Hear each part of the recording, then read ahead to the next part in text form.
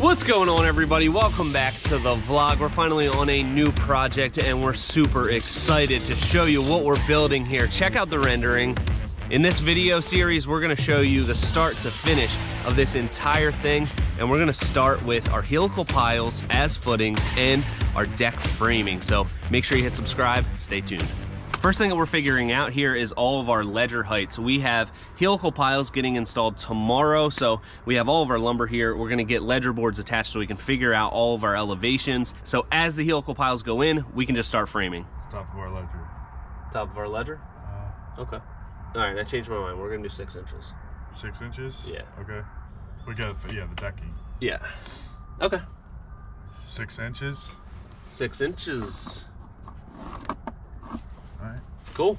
Party. Alright, so we got this one figured out. We're gonna come out onto a small landing here, then down onto the deck surface. Then at the edge of the house here, we'll step down one more time onto our main kitchen deck. And then we need to make sure that those elevations make sense as we go back in to the screen porch. So we'll have 2 elevation changes here and over there, and it's all gotta make sense, even up, be the same. Yeah, twin. All right, so we got rained out yesterday, short day, and now Goliath Tech is here ready to install our pile. So we're gonna do a quick mark out for them.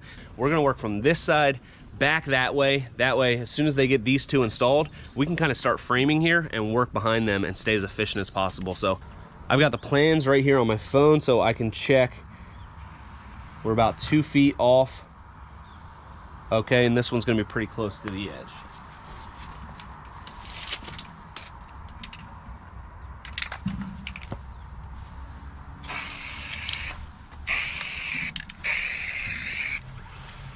Our first one.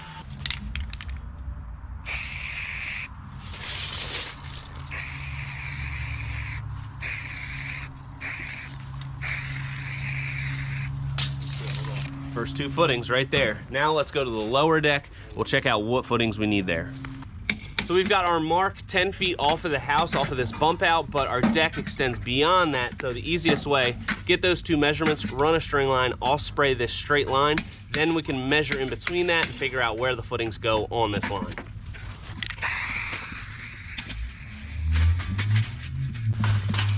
Beautiful.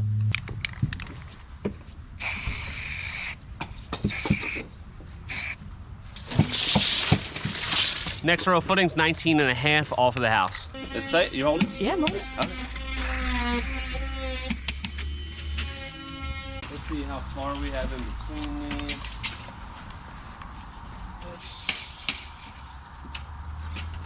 24.5. Okay, 24.5. How many footings do we have in each row?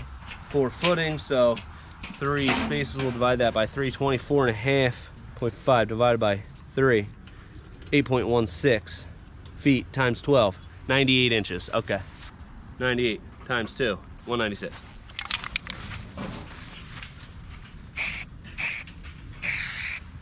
Okay.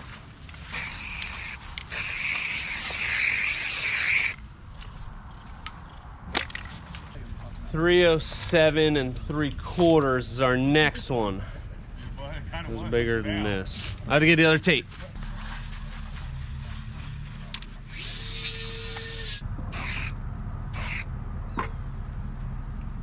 Okay.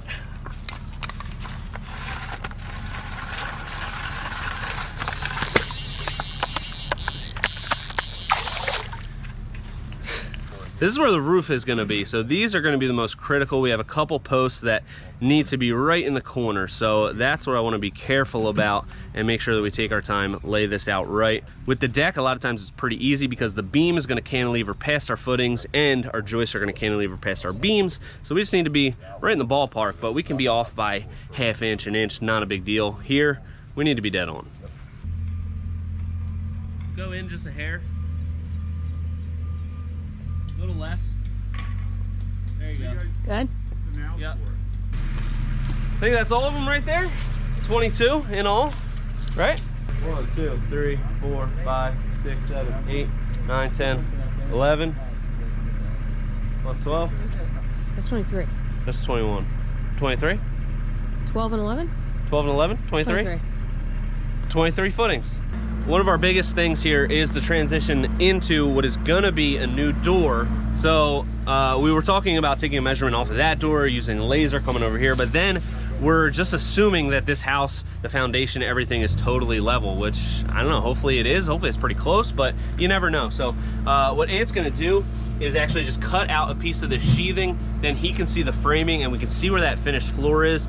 And this one, we wanna walk directly out from the house onto our deck, so we don't wanna be off by like an inch. We don't want an inch too low. We definitely don't want an inch too high, because then we're kind of screwed. So this is a really good way to do it. We can just cut out that sheathing and we can see what's going on, diagnose, and proceed.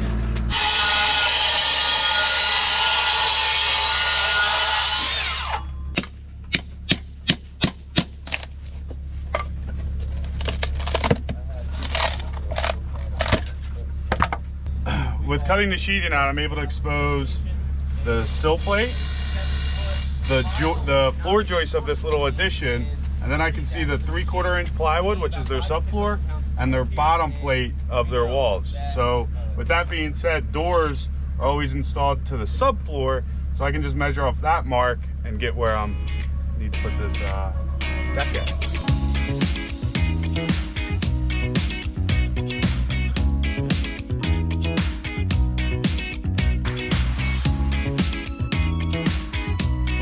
One of the coolest things about helical piles is that they're driven to a certain torque. So right here, right by the foundation of the house, we've got one that needs an extension on it because they didn't reach that torque. We're in the over dig zone of the foundation, so the soil's a little bit soft. We're gonna have to go a little bit deeper, hit that virgin soil to get the torque that we need. John, what's the torque that we need on this one? We're looking for somewhere around 500 to 600 PSI. Somewhere we're around 350 right now because it's so soft. And we can know that. With concrete footings, you're not gonna know. You're just gonna dig your footing, you're gonna put it there, you're gonna hope everything's good, the deck's gonna settle. This, we know for a fact that it's driven to a specified torque, and we can make sure that it's not gonna go nowhere. That's what we want.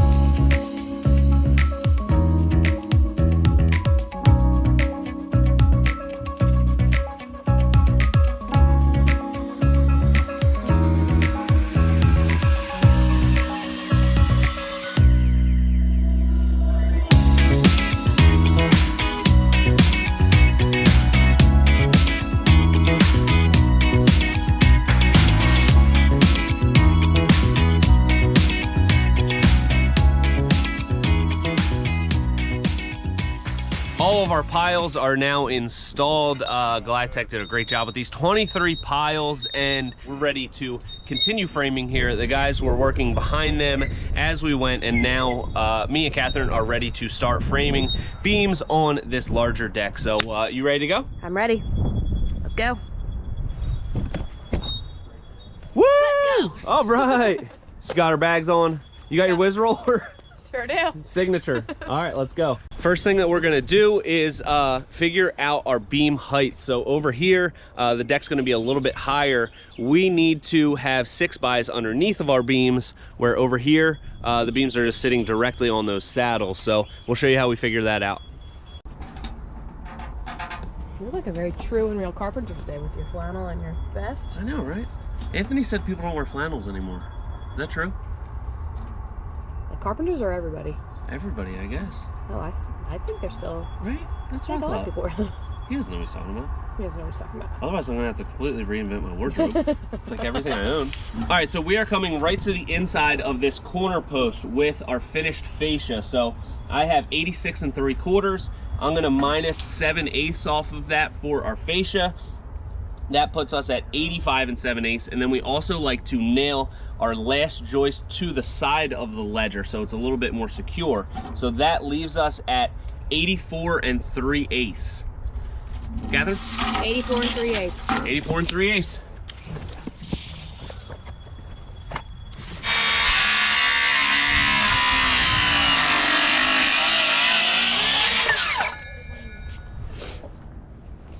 They're using the laser over there, and our next step is to get this ledger board up so that we can get laser measurement off of it, and then we can figure out our 6x height. So we're just gonna get these beams nailed together. They're all 20s. So we crowned them all in this direction, And since this is a triple and it's gonna be pretty dang heavy, we're just gonna nail 2 of them together. Then we can get it up on our posts, and then we can laminate the 3rd one once it's up there.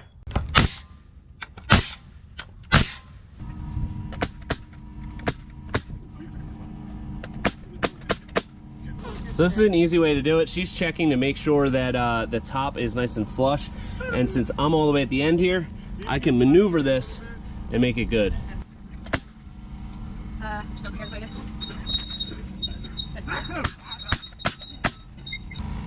You know what kind of sucks? What? Now that we're gonna be doing so much of the work, there's not gonna be that much blooper content, you know? We're not creating any blooper. Not at all, because we're the A team. B team. Just kidding, I'm sorry. I didn't mean it. It's about it. Alright, so what we want to do, we want to get our ledger on the other side of this fireplace. Are you gonna buzz around? I'm gonna buzz around with the beepy thing. Stick in the beepy thing. Right now we're just setting our reference point. There we go.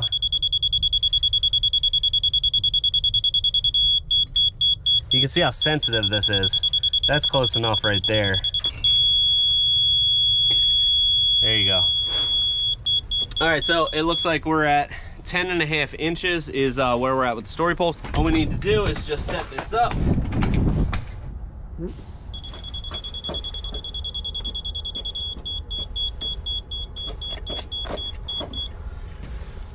There you go. So that's our reference point, and what we'll do is we'll just put some screws in this ledger board, and then we'll sit it right on top of the ledger, make sure that we're still hitting that nice solid beepy noise. We don't want no beepy noise, we want a beep noise.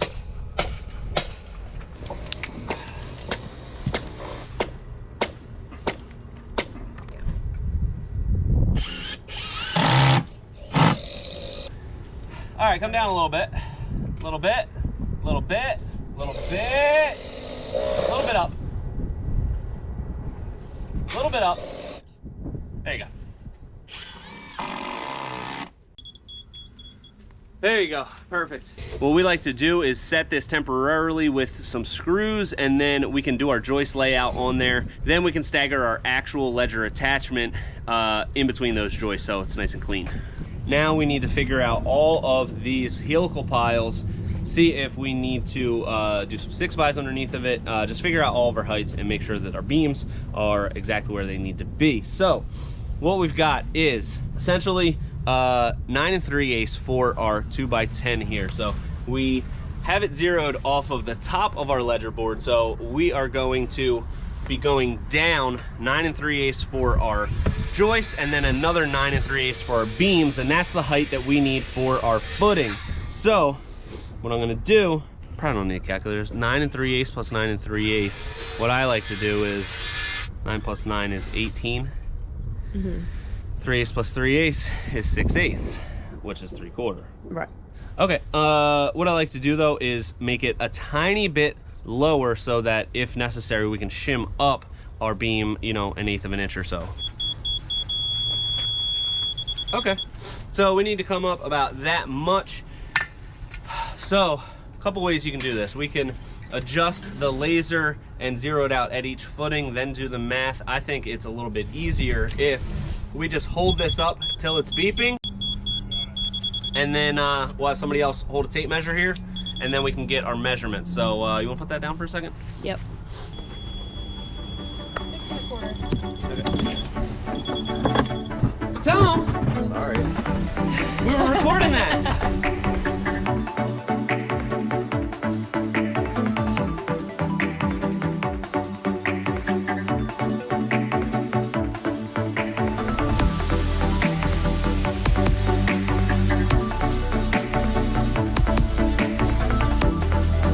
Got all of our measurements here. Catherine's gonna be cutting these out of our 6x.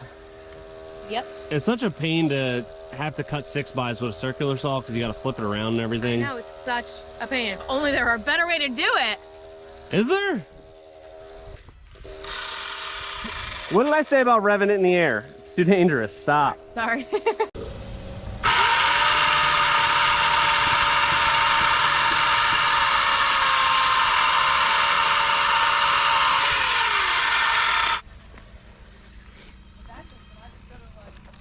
You don't want to say anything? Like, that's how you do it. That's so cool. How you do it? So cool. Nice. Boom. Everybody else is moving along over there, working towards us. And looking good. She's coming together. That is a big one. Phew! All right.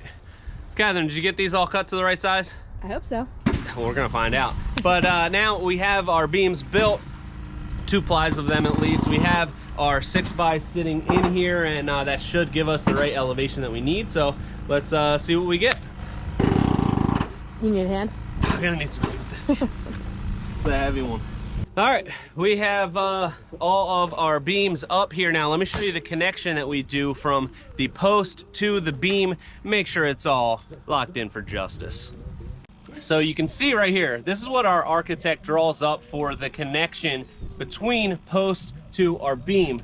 We have our 6x6. We have that lagged into our helical pile. You can see this pile is also through bolted for uplift protection. And then we have more lag screws into our post, into the scab, and then 4 screws into our beam. So this is a mechanical connection between post and beam. We really like it because it just gives it a lot of lateral stability, a lot more than some of those flimsy little connectors that you might get. When we're doing this with a 2x6, we put this on a bit of a bevel so that any water that gets on here is gonna run right off and not sit. But good way of doing it, keeps it locked in for justice. What's up, Catherine? Nothing. What you got going on? We are gonna string these joists because they're so long, like a 20-foot long joist. So normally, yeah, you can take your measurement in between your blocks, cut all your mid-span blocking, call it a day, but sometimes you'll throw them out. So Tom and I are finding the center of each joist at each end, running the string line. I'm going in the middle, setting it, and that's it. Now we know they're all going to be running nice and straight.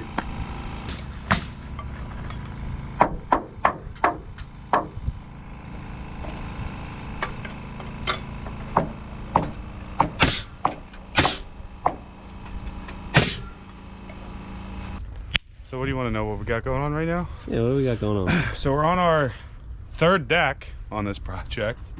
This one's elevated higher than all of them. This is going to be our roof structure. So we have all these beams, and we're also throwing triple joists on both ends, running railroads. They're going to be our point loads for our 6x for our roof.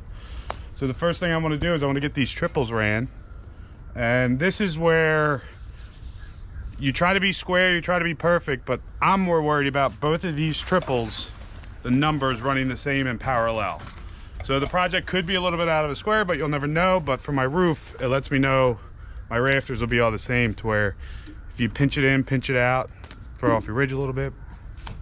So right now I'm taking the time to get these triple joists ran, nice and parallel. And I think what you mean, you know, if it's out of square, say a 1/4 inch or even a 1/2 inch on this whole thing, you're not going to notice that. No. But if you have these 2 essentially beams, we have triple joists on both ends. If they're not completely parallel, then it's really going to mess with our rafters, because each one's going to be a little bit different cut. And if, like, let's just say they're pinching in, if your 2 beams are pinching in from the house to the backyard, when you get to the backyard, those rafters, it's going to make the ridge higher because you're pinching in the beams, which is pushing the triangle up. So you want to make sure they're running parallel so they can all be the same size and plumb level square. That's like the rule of thumb. It's a nice half coat you got. yeah. Did you get that 2 sleeves off? Oh, it's a couple of vest boys. This guy's my vest friend. We're just trying to do our vest over here. Blocking going in. Mid-span. Mid-span. I've seen some people do, they only do their blocking above their beam. I've seen that, and I like that. I mean, I think that, to me, that helps with keeping your joists plumb and square, so like they're not kicking out left and right a little bit. But I don't understand it with what mid-span blocking does. So either do both or just do midspan. Yeah. That's what our architect specs. The midspan blocking, that's gonna keep everything really locked in. You can see it going in over there, so that in between your beam connections, you might have a 10-foot span. You're not gonna have them wanting to kind of wiggle around. Otherwise, the decking is the only thing holding all those spans together. You wanna get rid of that lateral sway. You don't wanna be on a deck and feel like you're on a boat. No, you'll get sick. You get seasick. Our decks are flat. Yeah. Flat as the earth. What kind of people are you? Are you round earth people or flat earth people? Tell me. Hello.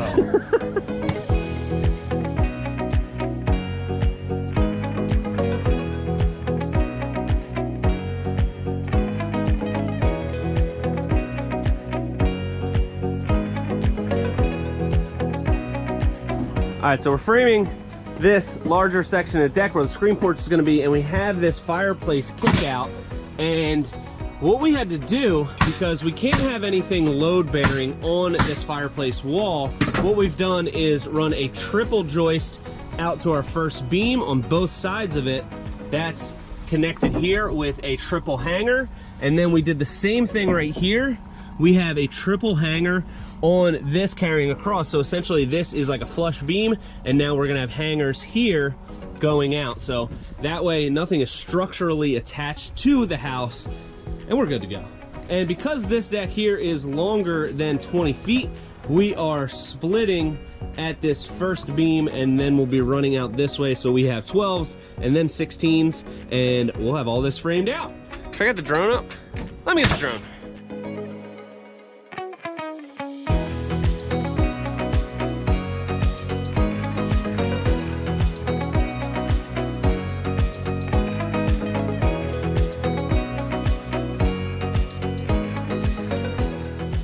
All right, so we've got our frame finished up, and you can see our roof support here is gonna be right on this tripled end beam. So this is essentially acting as a secondary beam. Our post is gonna get mounted right here and then go up from here, but this is gonna carry the load down to our lower beam, down to the footing, and check out this connection. So we've got our 6x6 post base here. We just put it down with some screws first, and then we put this lag screw down in there, locks it in for justice. Check it out.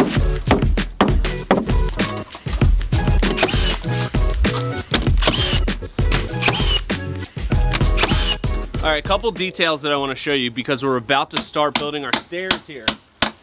We have our tripled end joist right here, which is acting as a beam. But because of our trim detail on our posts, we have built this out an additional 1.5 inches. So that's how we did our skirting nailers just on top here. And you can see this goes on, boom, super easy. Here, what we're gonna do, because we still have to build this out, we're gonna do a solid 2x12, and that is gonna be the anchoring point for our stairs. So worked out really nicely doing it this way, and gives us that little bit of extra room for our column trim, which will be coming up at some point later, right? But who knows? I don't know. We're working as fast as we can here, all right? 76 1/4. 76 1/4? Yeah. I was just waiting for a number. 76 1/4? You got it. Yeah. Oh. From here? Yeah. Why don't we just go here? You can. Okay. Yeah, all that's right. fine. But Okay. here, we have to build a wall. Right. Because the steps are. Right. Okay. We can get the beam in on the 6x, and then like my rafters, you know, they're gonna be and they're gonna pitch back to where like I just need to cut the plywood like right here. The rafters what die on top? Yeah. Okay, that's because fine. it all got buried in my cricket. I got you. So we have trusses on this portion of the house. We need to cut these back. Our beam is gonna go here, and that's where our rafters are gonna die onto. So we have these nailing plates here, and we had the same situation on our last project. It's the same development, same house. So we got clearance from the architect to put a basically structural nailer from our bottom cord to our top cord on this truss, and that way we can cut it back to our sheathing. So we're gonna basically cut off the overhang, and we have to cut into this gusset a little bit, but we're gonna reinforce it with a 2x4 lag to the bottom and top cord. Yeah, no, I was gonna, yeah.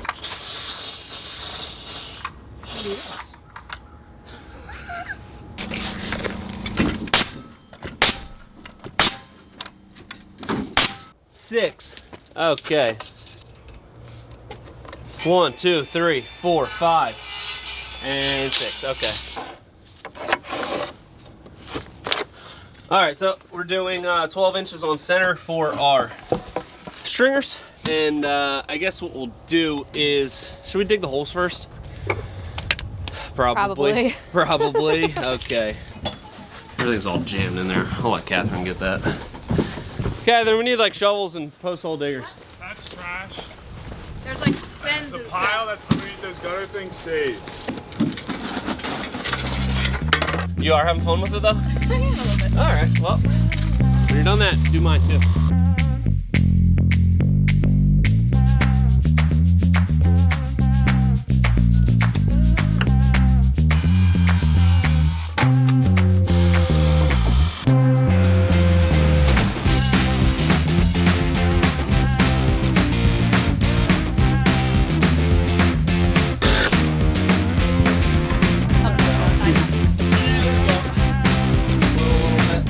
We're gonna set this with a couple 3-inch screws real quick, and then we'll throw some lags in there. We like to set our stairs with these 6x6 posts. We've got a hole dug below the frost line, and now we're gonna lag this into our stair stringer, and we'll show you how we lock it in for justice. All right, so we got some lags here. One thing that we want to be conscious of, I've made a mark right here, which is 1.5 inches down, because we're gonna have some flat blocking that's gonna be flush with the top of our stringer. So I want to make sure we're below that. Sheesh. All right, what I like to do is also lag it to the side of this stringer. So we got this just temporarily screwed up, but now we know that the top is level, so I'm gonna throw some lags into each bay, and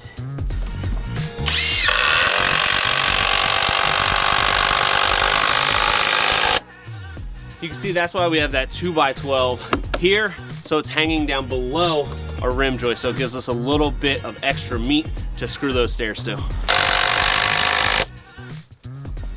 This is how I like to do our supports for the bottom. We lagged in those 6x. This one's just floating in the air, so it's not touching the bottom. We're gonna pour concrete around that so the concrete can get underneath of the post. So what I like to do to level these is just shim them up and hold them in place while the concrete dries. So let's see what we got here.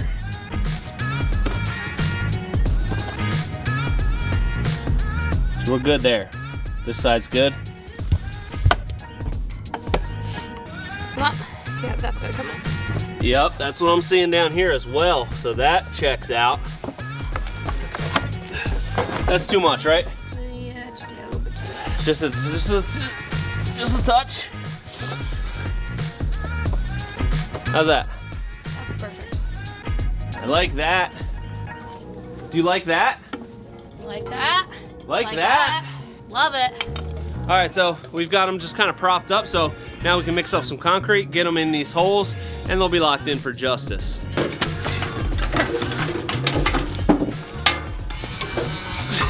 Catherine, a little help?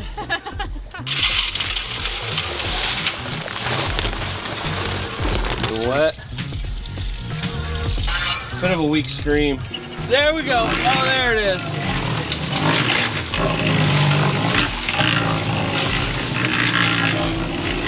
I think I put a little too much in there at once. That's the stuff. That's the ticket. Oh yeah.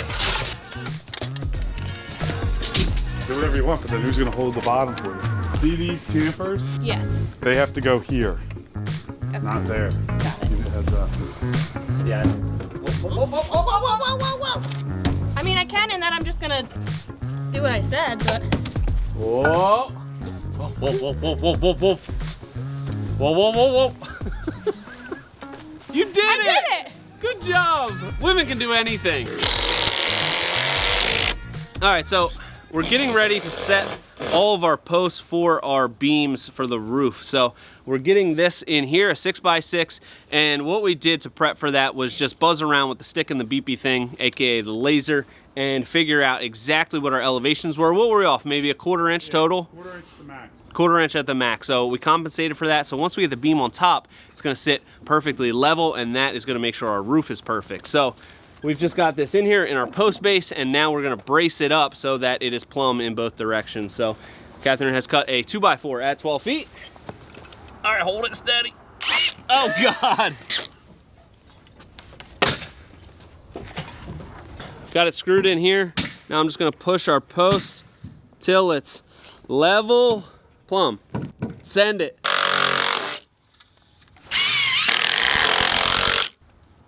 Are you guys done with the It's almost beam time, baby. We have a 26-foot 5 1/4 by 12 LVL beam that needs to go up here. It's freaking heavy. And what do you think it is? Maybe 500 pounds? Baker dozen? Anyway, it's super heavy, so we rented this little genie lift. We're gonna get this thing on here, and you'll see. We just pop it on. We can crank it up, and it's gonna lift it right up like a genie. You guys came the wrong way. Now you gotta get to the back.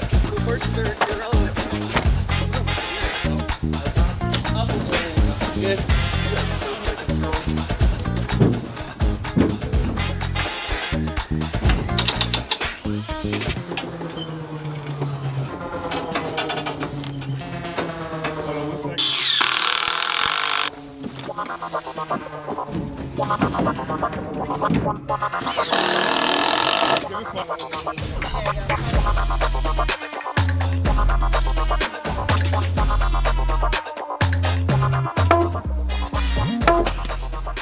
Sorry. All right, so we have the beam up here, and what we're gonna do just to lock it in for justice temporarily is put this scab up here.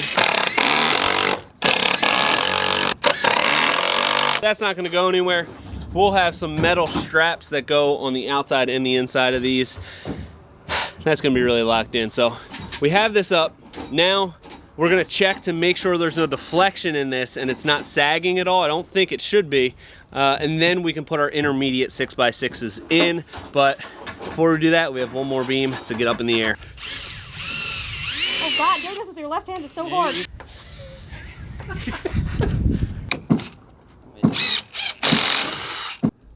You gonna carry this with me?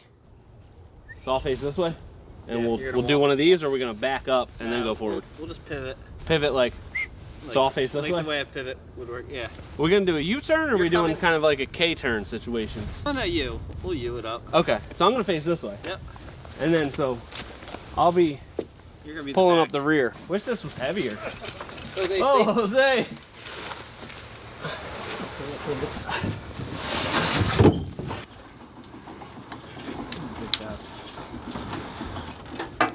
All right, wait there, right there. The next day. All right, morning meeting. New hat. All right, we can cap that off. I'm glad you said that. I got that off your chest. Yeah, and on my head. All right. All right, go ahead.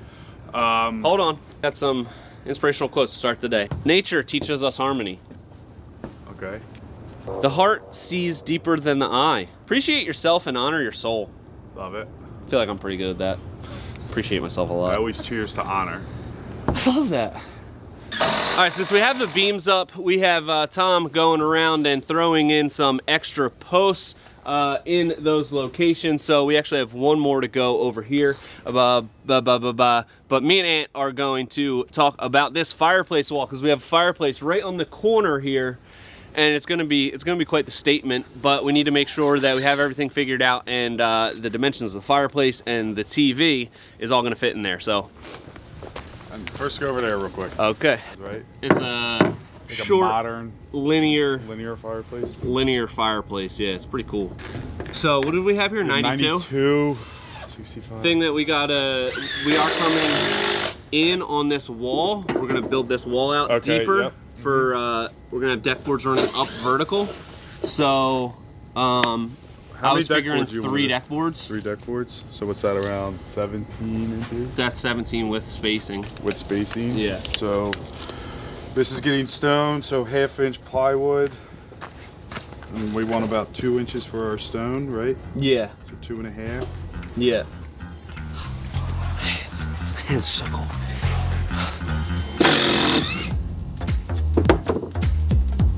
All right, what was that? 86 and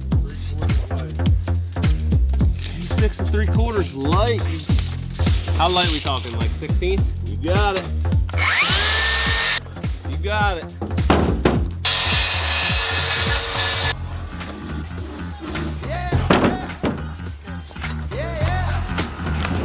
Everything's frozen together. It's always the first couple days of this type of weather that are the worst, then you get used to it. I just ordered some new boots, so I'll give you an update on those pretty soon. You gotta have that right gear, you gotta have the right mindset, you gotta have the right teammates here. I got all that, so something to think about. Oh no, I think I cut them off. Are you gonna cut me the one more? I'm warming up my hands. I need some hand Heat's in warmers. the tools, bud. Heat's in the tools. Wow, that's pretty deep. Hold me up to the top there.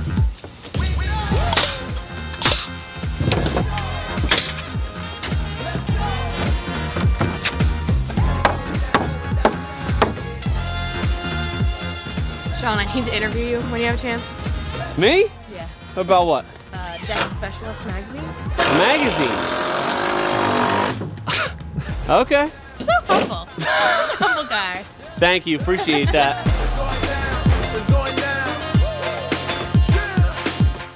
All right, so we get a lot of questions about this flat blocking that we do on our stairs, and you know what? I'm actually just gonna address this right now. So you're probably like, why is this sticking out of the ground so much? That's because we have a sloped yard here, so we have to bring up the grade because we're gonna have these huge wraparound stairs.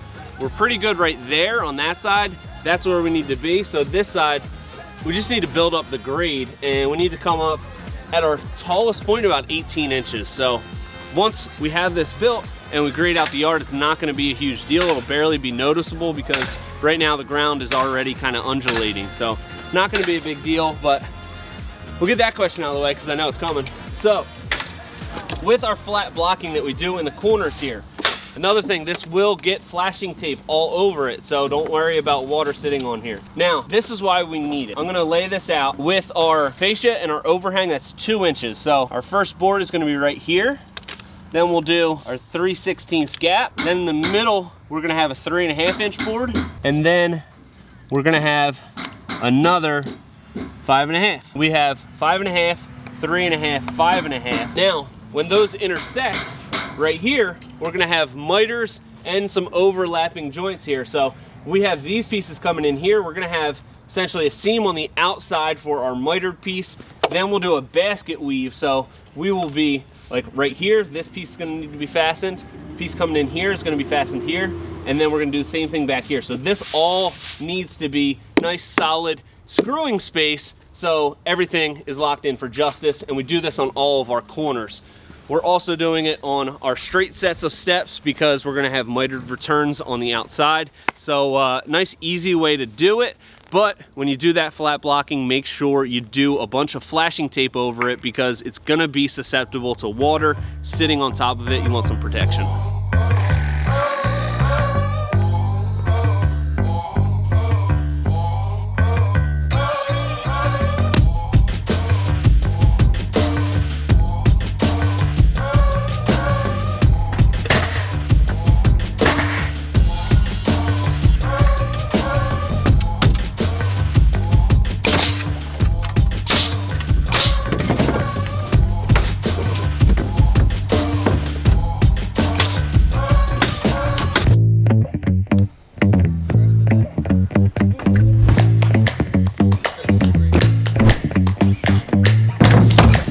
What's up, everybody?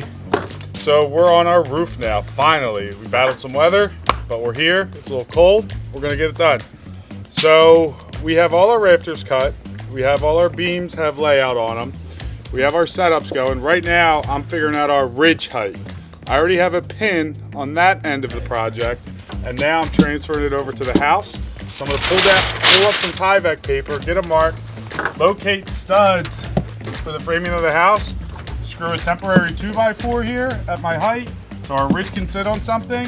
We'll get it set roughly in the center, and then we're good to go.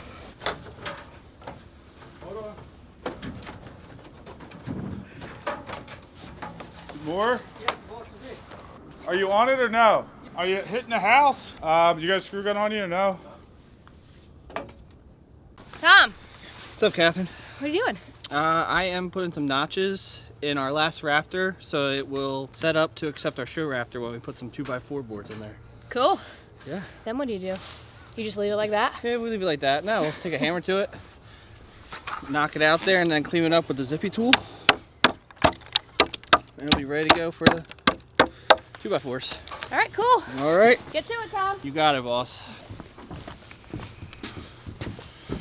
All right, and Good morning, Catherine.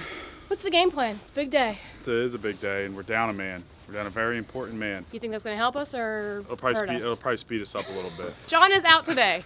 We're getting this roof up without Sean. So, I think we'll be all right. So the game plan is we're gonna get the ridge set. okay. That's gonna be the first thing. Then I'm gonna get the guys set up, staying a little bit busy with like pulling layout on our beams, prepping our rafters for our show rafters. Some of the rafters have to have the tails cut off because they're gonna bump out of the house.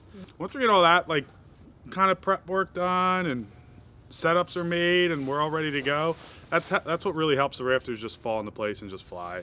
And then yeah, we'll have at it. But Catherine, I'm gonna need you to be costume on today. I'm ready. Because you're gonna be working today. All right, Stay cool. tuned. Let's get this roof up.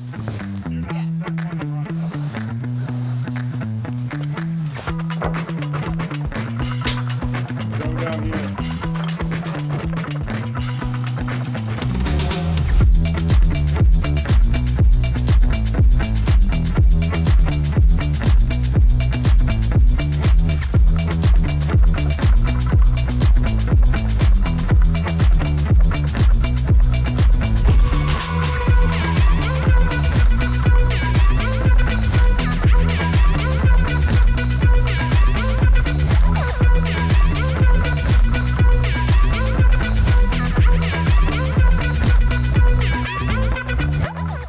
All right, so we are moving along so fast.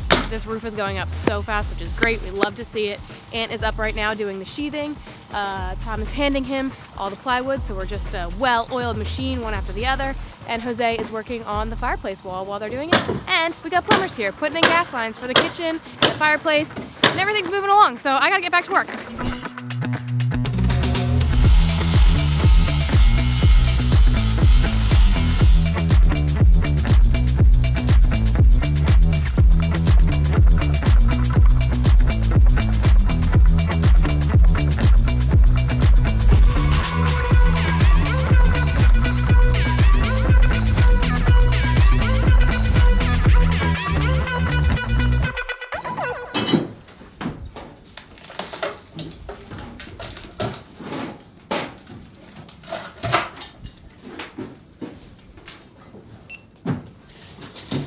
All right, well, guess who's back? Back again. Sean's back.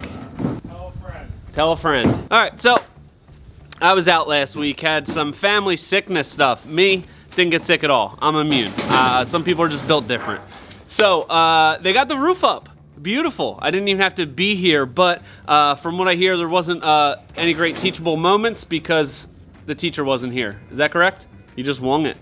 Well, let me show you. You saw how the roof went together, and now let me give you a little explanation. I got a diagram over here. Come on. I'm going to show you here with this little diagram how we figured out all of our measurements for our rafters. So here we have our outside post to outside post, and what we need to figure out is our run of the rafter. So we take that outside to outside measurement, we divide that in half, and after we divide it in half, we take half the thickness of the ridge material, which is 1 3/4 inches. So once we divide our overall run in half and we subtract half of our ridge material, that gives us our adjusted run. So here is how Ant figures it out. He did his total run minus the ridge, divide that by 2, and then we have our run, which is 113.5. So that is our one measurement. And to figure out a rafter layout, you need 2 measurements out of the 3 of the triangle. So there we have our run. That's our first measurement. Our next is our pitch. So we already know what our pitch is.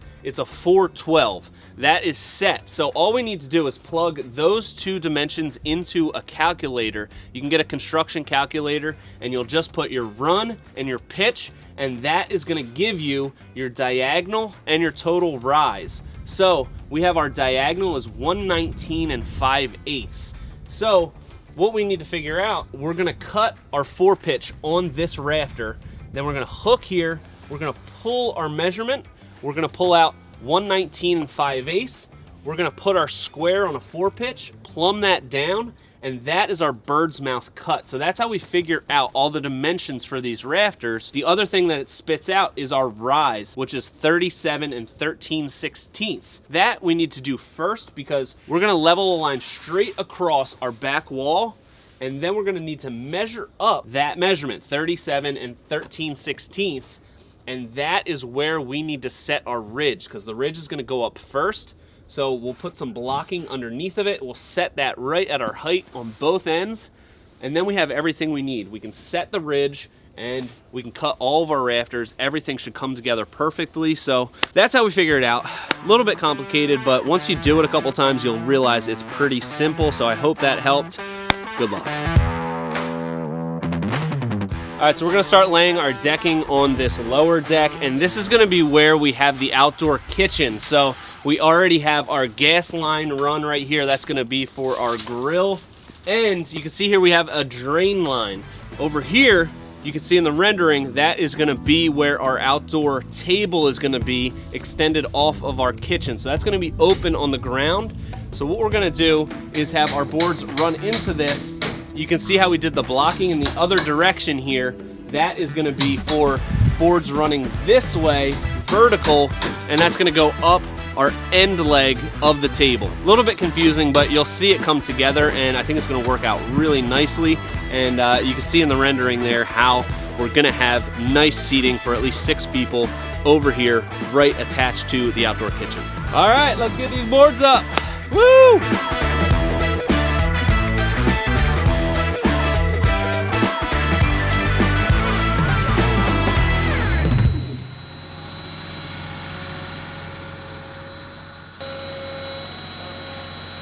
Always important when you're getting a delivery, make sure you stage it closest to where it's gonna go. So we've got Teco block delivery coming in.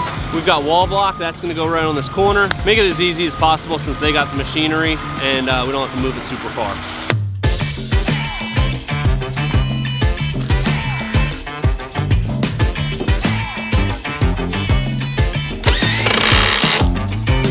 All right, we're at a critical point of this project where we're on kind of a time crunch. We've got Ant up on the roof. He's building the cricket.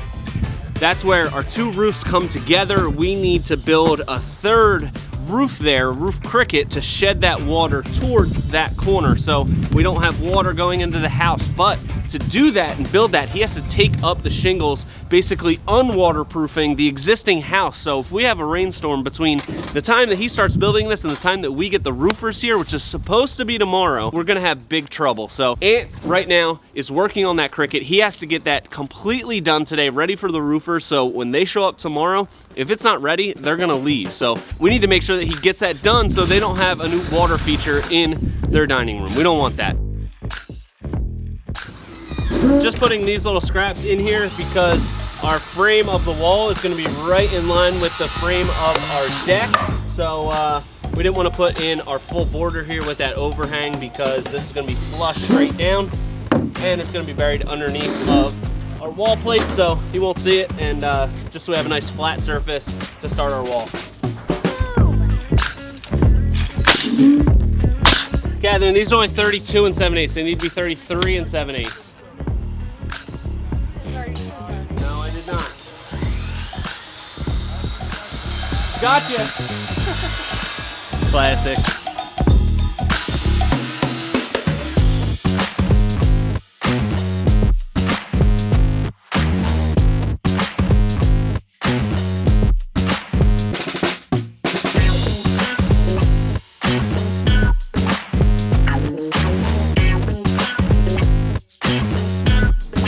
All right, Ant, time for a meeting. Performance evaluation. You're doing a great job. Thank you. Appreciate All right, it. next meeting. We got a big week this week. Short week.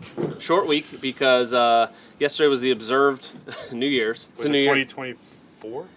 23? I'm not sure. Anyway, all right, we got a big week this week. Got a lot going on. What I think we want to accomplish is I'm going to start working on the patio. Okay. I'm going to start excavating. We do have a lot of rain coming in, but do. yeah, we do. What I want you to focus on is all of our trim details with the deck. We're pretty much ready for all of our stair treads. Most of them. We're getting there. We're getting there. We will be there very soon. That's our goal. We want to get all of that trim work done. So, what do you think? I don't know. Cool. All right, sick. Yeah, no, right after, once the guys are done the lights, we'll roll right into treads. Get all that detail finished.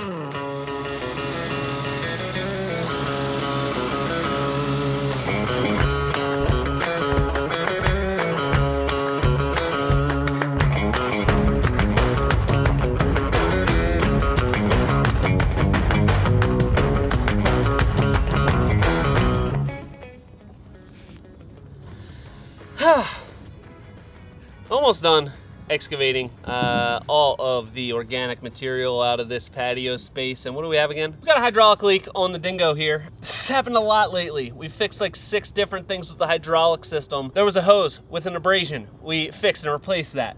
There was some loose bolts around the hydraulic pump. We fixed that. We thought that we had this thing figured out, and I left it sit for a second, and then I see a little puddle of hydraulic fluid, and that's not great. I don't know what is going on with this, but we got to figure it out because we have to finish excavating this. We have stone coming tomorrow. We're not moving it by hand, so I don't know. We got to figure this out. Hopefully we do. Ah!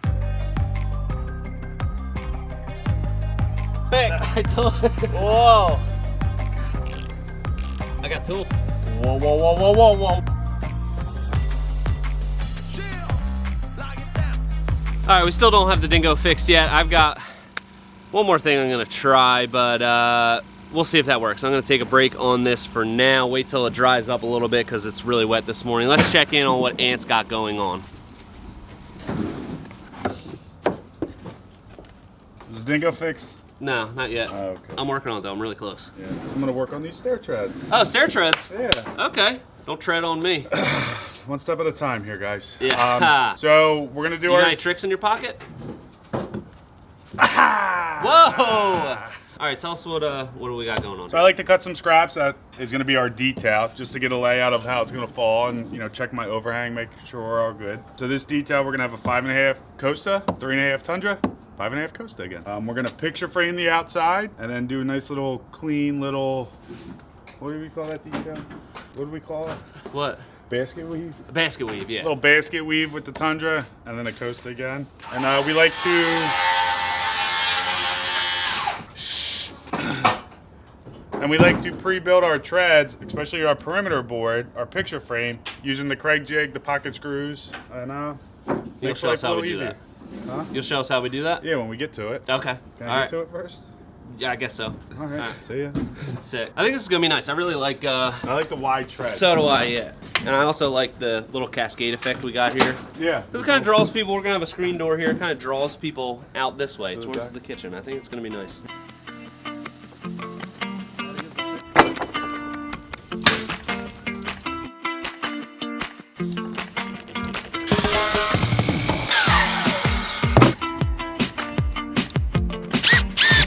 Tread built.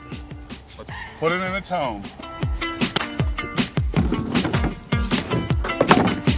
So what I like to do, got some scrap pieces. They are cut to a measurement from the back of this deck board to our picture frame. That allows me to just throw these in place. I can butt tight to them. And that lets me know this spacing is what I need for those deck boards and the reveals.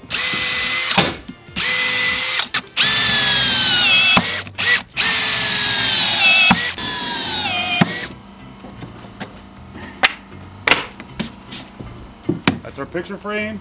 Now it's time to fill the treads.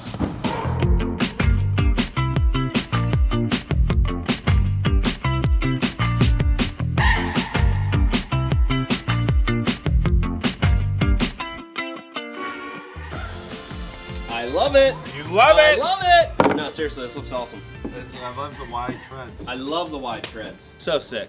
And we got good news on the dingo front. I knew it was only a matter of time. Put that threaded tape sealer around the drain plug. That seems to have fixed it for now.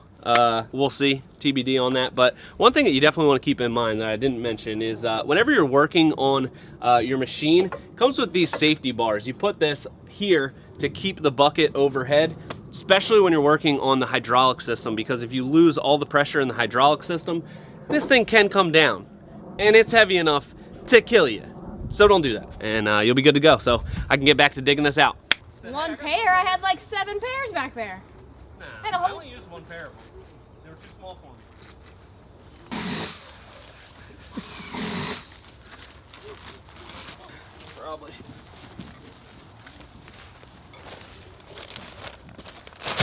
You're probably wondering what we're doing here. We are amending the soil. It's a clay soil that we have here, and it's also very wet and soggy because we've had some rain. So right now with the machine, I'm trying to dig some more of this soft stuff out, but it's so wet that my tracks are just rutting it out. So we need to dry it out first, and then we can assess, do we need to take some more material out and then compact? But first things first, we need to get this dry. So we are using a lime, and we're gonna use Portland cement. So this is the same 2 active ingredients in type S mortar, and that's gonna be our soil amendment.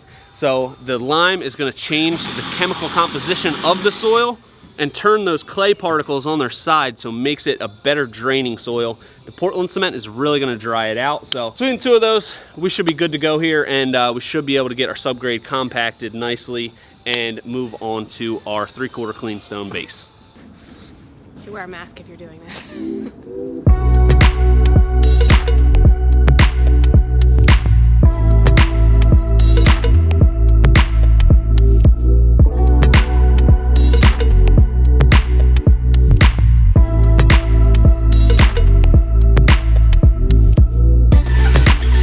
I'm gonna learn you something today. Today I'm pre-building our stair treads, mainly our perimeter boards first. What I like to do is I like to use pocket holes. The Craig jig makes it super efficient, super easy. So the first thing I do, you take your returns, the smaller portions of a stair tread, and you get your pocket holes in there. Place your board at the miter, clamp it.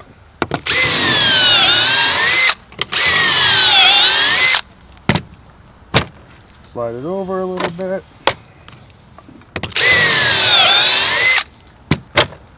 And it gives you that. Do the other one.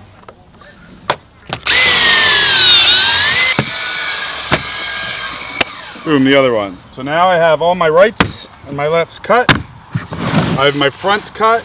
So what we're trying to achieve here is when we do our stairs, our outside, we want that look. You know, a continuous edge, all clean. So traditionally, you put some screws in these spots. Sometimes you throw a screw in sideways and that's it. But we like to go the extra mile here. And these screws will join these boards together at this spot. I'm really concerned about that inside spot. So I love to get this pocket hole right at the point right there. And then now we just build. Line it up to what you like. Clamp it. Clamp the inside. You can roll it over.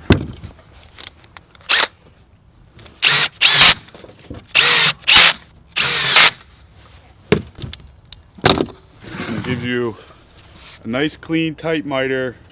Extra security screws in it. We're good to go.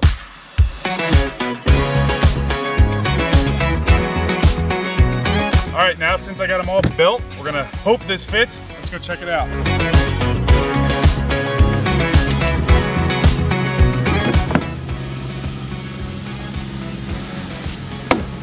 That's a stair tread. All right, let's take a step back for a second. I want to talk about the design of this project because we were very methodical about the layout, and we've gotten a couple comments about the different levels that we've done. First of all, we decided to go with a 3-tiered layout here because we have a lot of elevation change within the yard. We're coming out of the door and we want to slowly transition down to grade level. So we can do that either by one big set of stairs or a few strategically placed sets of stairs that lead you down closer to grade level. The 3 steps that come out of the screen porch area down to the main deck are in a really great location because there's going to be a door there, so it's not taking up usable space, and it clearly defines that you're entering into a new space of the deck area, and it gives a delineation of this is one space, this is another space, and that's where we have the outdoor kitchen. So by going with that 3-tiered look, it not only slowly transitions you down to our patio level, it also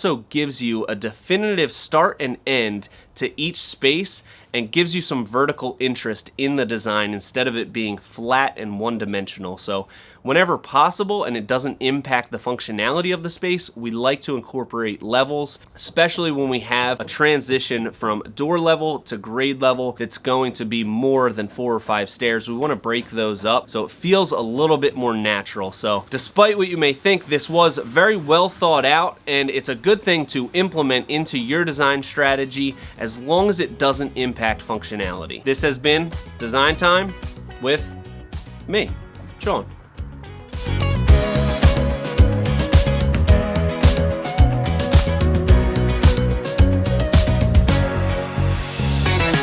We have to build this up quite a bit, and our grade is going to come up to the level of the paver. So what we're doing to mitigate the risk of our base migrating away is doing a layer of geogrid about halfway up, and that's going to lock those 2 layers of stone together. And once we have our topsoil and the grade up to here, we're not going to have much of a problem with this wanting to shift.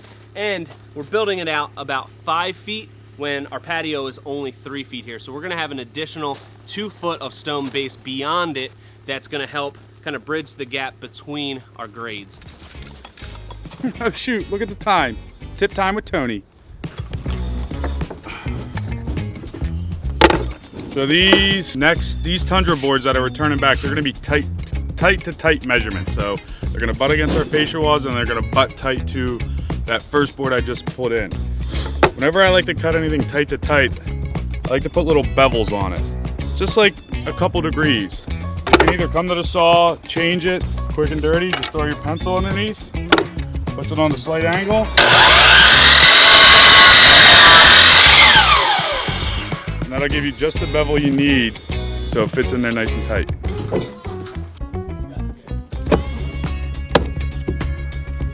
Pretty good for me.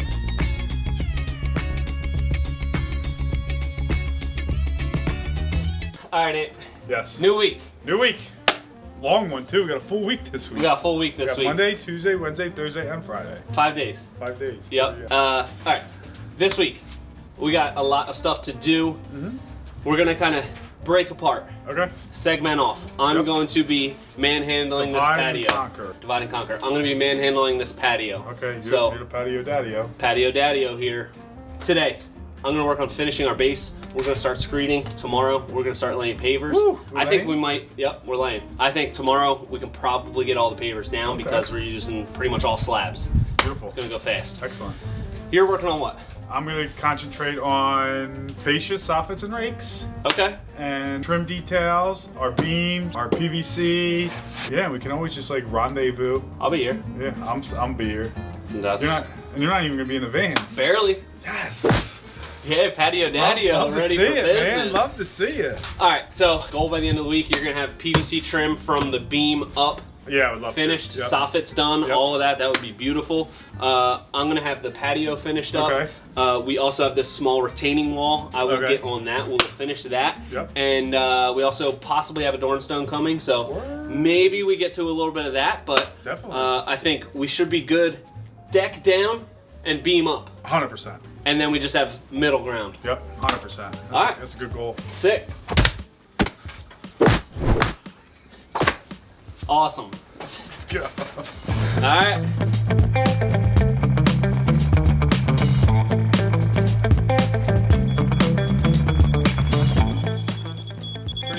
pretty good, pretty good.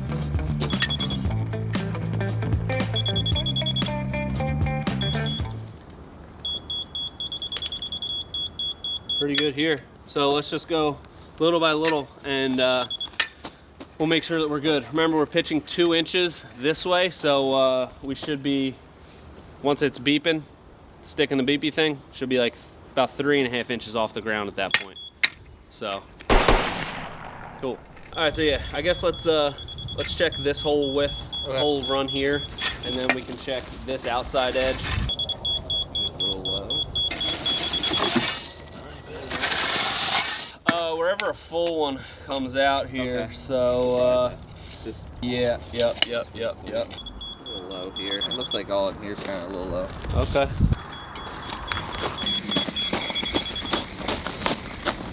A little low there too. Yeah. You sure that you did it the right way? Yeah. You sure?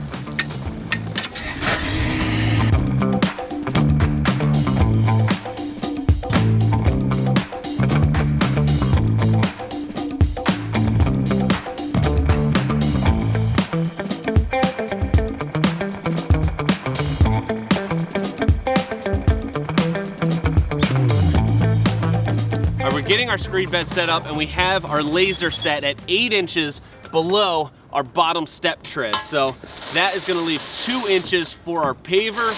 Our pavers are 2 3/8, but we can get them down once we compact about 1/4 inch. So if we have to go a little lower, we can force them down, but that's usually where we like to stay at, 2 inches below our finished grade for our screed rails. And we're just going straight across here. This is all level, and we're pitching in this direction. So with our screed poles, which are 10 feet, we're basically just pitching it 2 inches. So we can reset this 2 inches lower, and then we know that everything is really nice and flat and it's pitching in the right direction. With this 3/8 stone, it's really nice and flat, and we want to take our time on this step because this is going to dictate our final surface. So the nice thing about using this 3/8 stone as our setting bed is it doesn't have to be exactly as uniform as a sand base needs to be, where you want that to be a perfect 1 inch thick setting bed. This, if we have some areas that are maybe 1.5 inches, some areas that are 1 3/4 inches, it's not a huge deal. This is gonna bear that weight a lot better, and you're not gonna have depressions once you start to compact it and get to your finished grade. So we'll finish this up and we'll be good to go, start laying pavers. Let's check in on Nate. All right, Nate, what do we got going on? Whoa, hey. What's exciting, we're actually like on all our finishes now. Yeah, we're doing pretty good over there. Yeah, I'm doing pretty good over here. Oh, cool. So we're on our soffits. So our soffits, our rakes, our eaves, all our trim details. So the first thing you need to do, I'm gonna get out of here because it's already makes me feel uncomfortable how much taller you are than me. yeah, So I don't like this. that's fine. You can handle this? Uh-uh. All right. So we have our fascia right here, and we're gonna install a soffit. And then we're gonna do a PVC trim detail. So the first thing you need to do is you level across on both ends, snap a line. That line, you can install some wood to accept your J channel, which accepts your soffit, which accepts your metal, and then you can put your PVC on it. So initially what we're trying to do here is, this soffit is a rough cut. This metal cleans that cut up, and then we're putting white 3/4 PVC to finish it off. Be a nice clean look, pretty standard, nothing special about it. I have a question. What? How come this isn't vented? Because there's no insulation or anything. Oh, okay. It's just to finish it off. Right. Carry on. Sick. And that's pretty much it.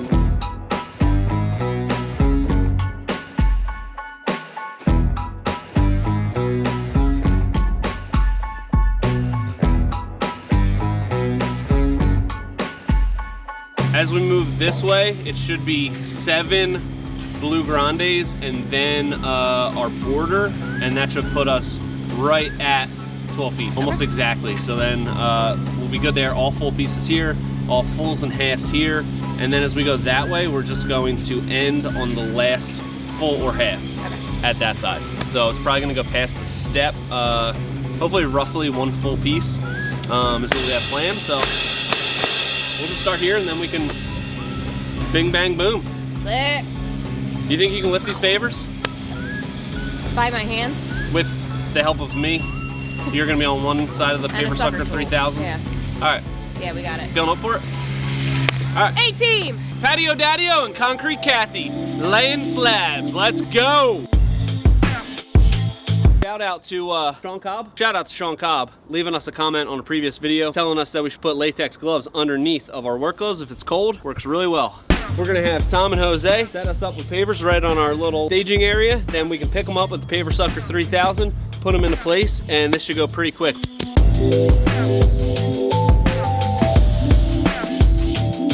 MCC, this is Patio Daddy-O. We're gonna need Eagle 1 up in the air.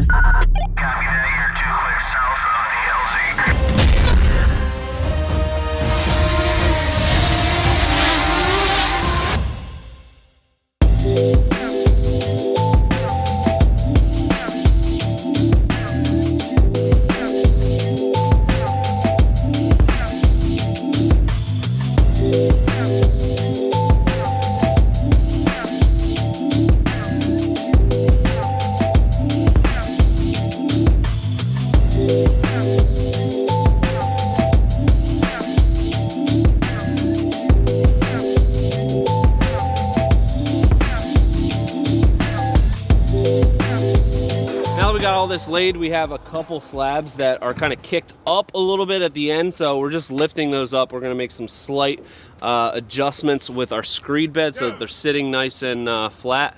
Enough of you time. Me time now. We're gonna start talking about the PVC trim. Come on. Okay. What's up, everybody? Time for the good stuff, the PVC trim. So we wrap our beams, our soffits, and our rakes all with PVC material, 1x material. What we like to do is install the bottom first, and then my sides. And I like to leave my sides down like a 1/4 inch. It gives it a nice little shadow look. It's a very common detail. So right here we have this beam ready to go. So the first thing I gotta do is get a measurement, install my bottom, and I'll install my 2 sides, and it's pretty much finished. Over here, you can see that it's a little short. It's so that we can still do our ceiling material, and then we're gonna put another piece of PVC trim. I call it a shadow board. It's a nice, clean, subtle detail. We love to put it in when we can. Yeah, check back.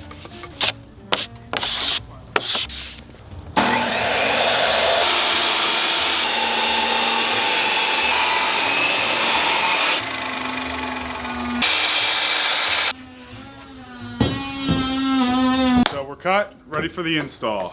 Huh, crap, look at the time. Tip time with Tony. So I have this piece of PVC here. It's about 12 foot long. PVC is very flexible. It wants to bend, it wants to fall. So how am I gonna hold this without any help? There's nobody here. I always like to keep sinkers, 8-penny nails in my pouch, mainly for this reason. Drive a nail roughly where the material is gonna go. Slide it in, it'll hold it for me, and nail it up. The more you know.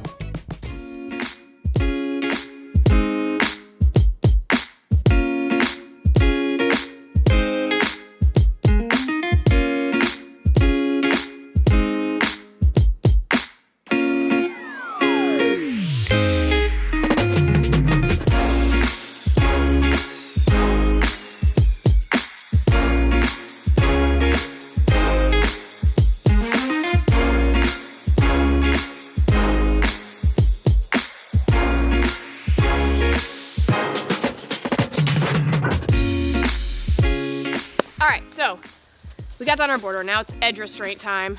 You know the deal, we put concrete, we reinforce it with these fibers. You can get them on Amazon, we get them on Amazon. Check out our store, they'll be in there. We might get a penny or 2. Anyway, so we laid down this geogrid under the border and now under the edge restraint, so it's really locked in. It's gonna be grabbed down there. It's an extra step. We like to take an extra step just to make sure that everything is good and locked in and done forever. It'll be there, it's not gonna move. That's it.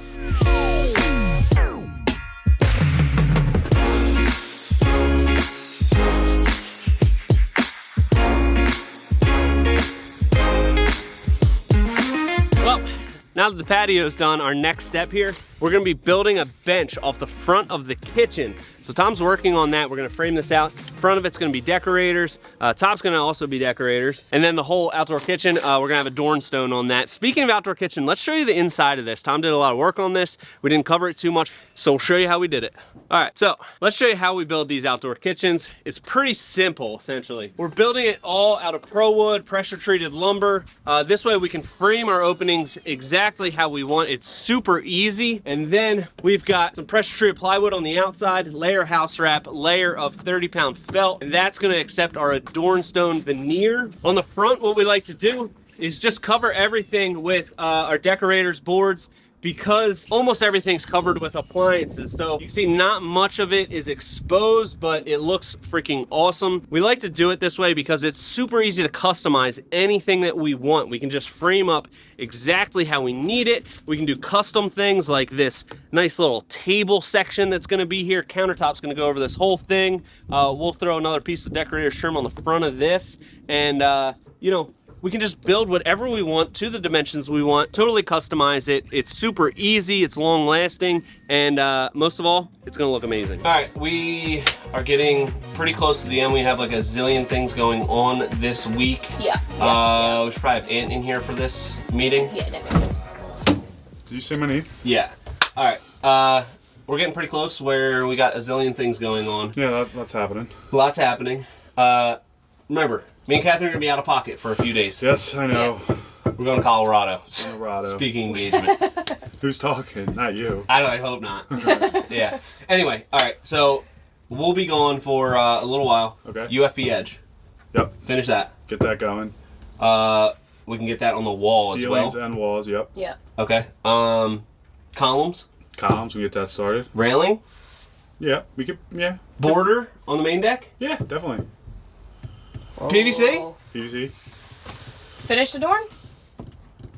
No. Yeah. Maybe. Okay. Yeah. Maybe we'll hit that when we get back. Okay. Okay. Okay. All right. That sounds pretty good. When we're going, can you hit some tips? I might have a few Tony tips, but you're gonna have to wait. All right. Sick. You're gonna have to watch the vlog for that. All right. And go. Awesome. All right. Sick. Sick. All right. Cool. Let's go.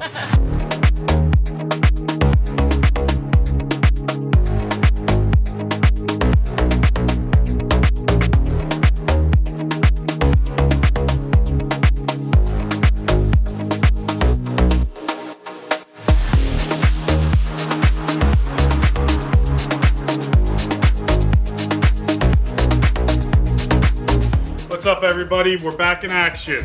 We're throwing up this UFP Edge hemlock right now. It's a great product. There's a couple features I want to show you. First thing is it's thermally modified, which means it's rated to be outside as sidey.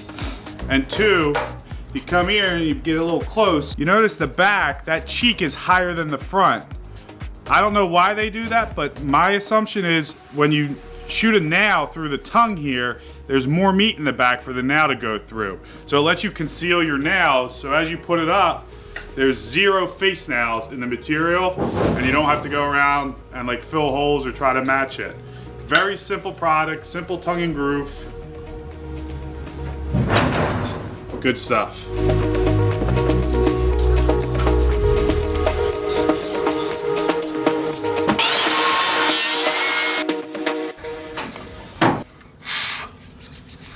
Oh boy. Tom, do you know what time it is?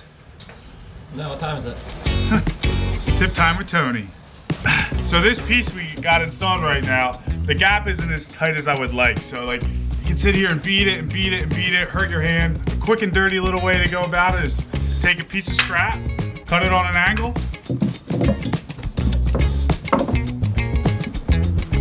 So we're done. Send a couple screws in it. So now, this is gonna work as like a wedge.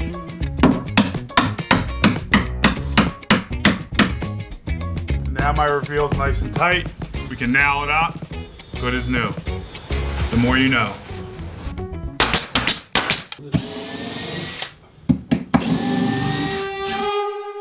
Hey, what's up, man?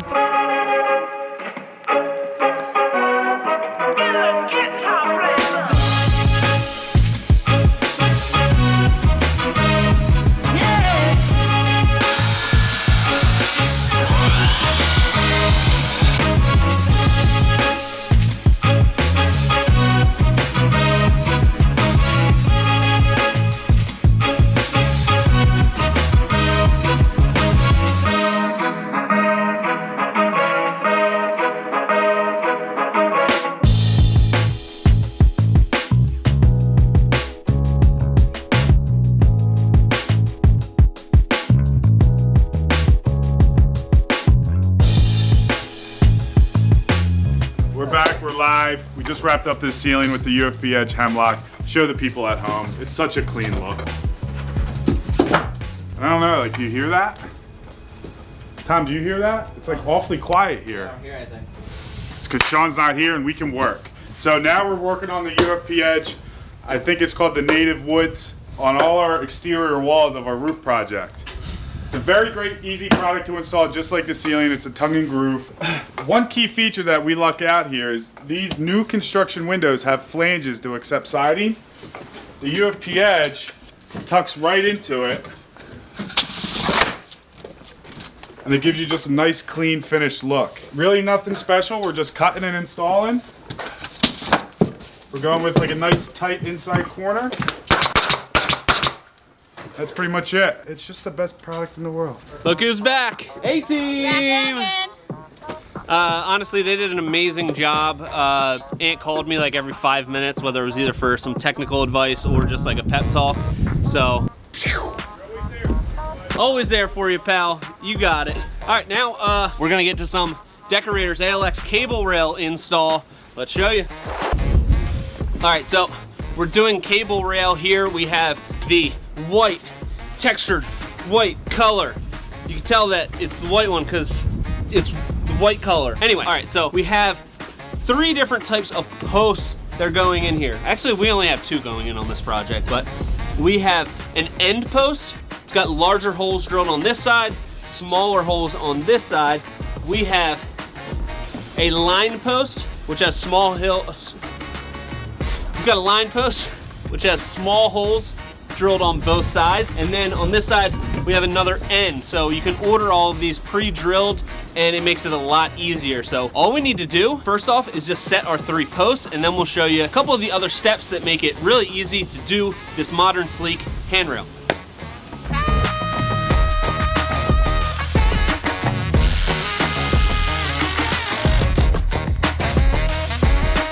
We've been using these surface mount posts for probably about 2 or 3 years now. I was always very skeptical. We used to do 4x4, bolt it through the framing, put a sleeve over top because we thought this can't possibly be that strong. But just with 4 screws on top, check this out. I guess it's a screw is a lag, it's a lag screw. It's locked in for justice either way. You really can't move it. And I guess to a certain extent you're gonna have to take my word for it because you're not here feeling it, but it's solid. Solid? Pretty solid. So, and the nice thing about it, if your deck is really flat and level, then you're usually pretty good. You'll have to make maybe minor adjustments, but this one, we just sent all the screws home and we're good to go. Catherine, I'm sorry, Aunt needs me. So when we normally pack out our TVs, yeah, we do 2 of these, so it's 3 inches, right? Yeah. But we always have a mantle underneath of it, like to kill a transition, right? I'm afraid if we do 3 inches with the bracket, like the TV's gonna be so far out. And what do you think about maybe just 1 2x10, and then when we install the bracket, we can like throw a deck board behind it just to bring it out that extra inch?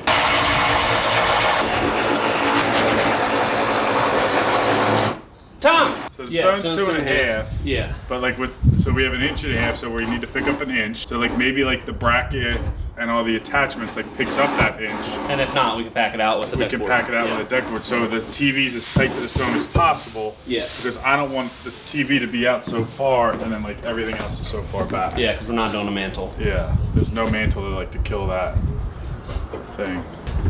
Cool, man. Thanks. Appreciate it. Anytime. Ant's getting started on packing out for our TV mount that's gonna go there, and because we're doing that veneer stone that sticks out, we're just making sure that we have a nice solid surface that is not gonna affect the mount because the stone is about 2 to 2.5 inches thick. And put that, look how nice this freaking cut is. We have a little bit of a weird transition because we have, you know, this 90 degrees off of our deck. This is coming off 45 degrees, so like, what are we gonna dive stone up against? So we want it coming out straight from the front of the fireplace, but then we have to dive back into here. So this literally looks like one piece that you bent. You did a great job, Ant. We gotta cut down the post because we're doing a cocktail rail on top, so. Can you grab circular saw?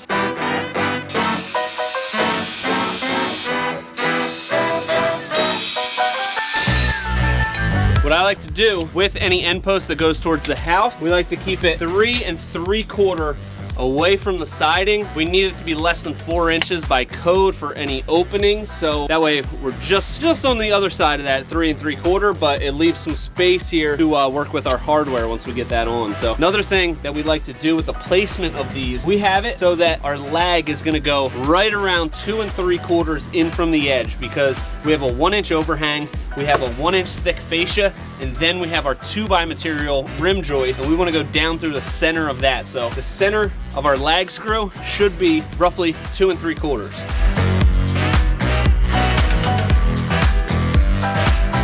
Now that we have the 2 ends in, we will just find our exact center point. We will mount our center post, then we can start cutting our top rails, and we'll really get into it when we start stringing the cables in, because that's the exciting part. It's also probably the easiest part, which I like.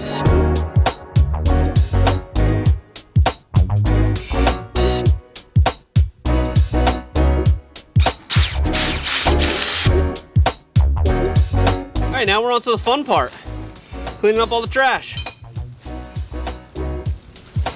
Just kidding, we're on to the fun part, which is putting the cables in. So these come in individual cable sets like this in various lengths. Here we have about 12 feet, so I ordered 15-foot cable, and this is probably the hardest part of it, is untangling the cable. There we go. All right, starts with this threaded end. Got a little bit of extra hardware here. We're gonna need that later. Got this little plastic washer we're gonna put on there, and then little lock nut, hand tighten. Now, just put it through.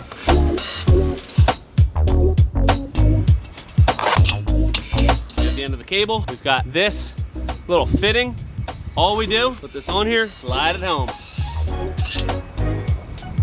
So what we're gonna do, are we looking pretty good? Now you're just gonna do that going up and down, and you wanna make sure that you're doing it evenly. You don't wanna go top and just continually tighten down, because it's gonna throw it off and you'll always be chasing it. So what I did was I started here, then I did the bottom one, then here, I'll do this one next, and I'll do the whole thing like that. Then I'll go back and make some minor adjustments until they're all tensioned the same. We'll cut off the other end and we'll be good to go.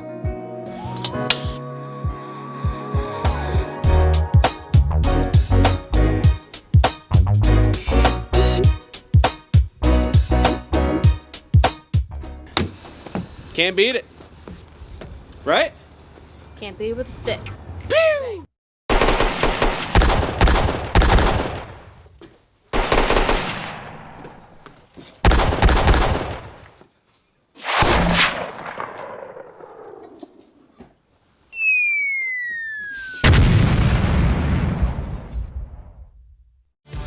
All right, morning meeting. Should I start with some sort of inspirational quote? I think we could use that. Okay. You don't need to see the whole staircase to take the first step. Martin Luther King Jr. Nah, It's just MLK Day. I kind of want to see the whole staircase. I want to know where I'm going. What if that top step's missing and you can't get up all the way? Not sure. All right, well, all right, now it's your turn. What do we got? We're going to use that same metaphor, and we're going to put it to the adorned stone, because we're going to go one piece of stone at a time. Yeah, we got the outside of the fireplace that can get pretty much 90% completed. We got the kitchen that can get 100% completed. Okay. We got a lot of boxes of adorned stone. 5 pallets. 5 pallets? It's like 4.5. So we can probably get 2 people on each side of the corner of the adorned stone and 2 people on the fireplace. I'm gonna be a little out of pocket. I'm gonna do a little miscellaneous work. I got this fireplace vent we gotta get through the roof. We gotta build a wall around it. Okay. Yeah. You working? Me? Oh yeah. Big You time. working? Got my best team on it. All right, and then I guess for rest of the week, We'll do the rest of the week as well? Yeah, we'll have the adorned stone pretty much done. I know we need to wait on like a couple pieces at the top for the ceiling material to get in there. Then we can screen. We'll have to plane this main deck. We can screen on top of it, and then Why do are we our screening deck. it? Well, we'll tell you. We'll tell you in a bit. I gotta watch the vlog? You gotta watch the vlog. And then we can do decking there, and then I think hopefully before the end of the week you can start working on those column wraps. Columns, yeah, we can get columns fabricated. All right. Good goal. 1, 2, 3. Premier outdoor living. We'll work on that next time. All right, let's go.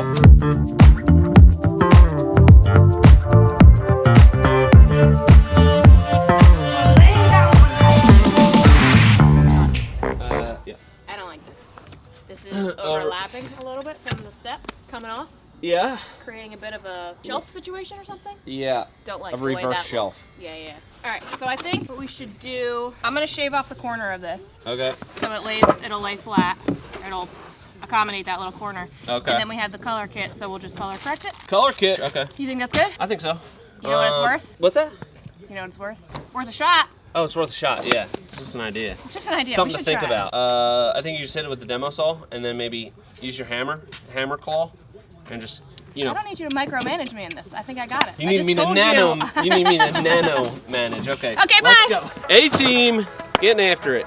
Problems come up, solutions also.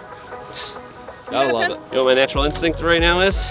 Still micromanage.